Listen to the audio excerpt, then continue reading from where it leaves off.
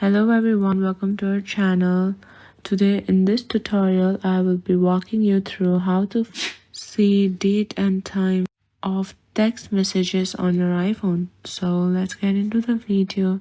To view the date and time of the text messages, first go and open your messages app in your iPhone.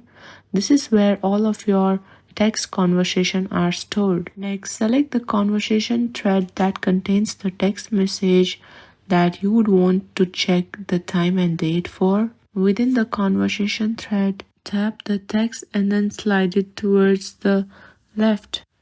Doing this, you will now be able to view the date and time of when the text messages had been sent. So that's it.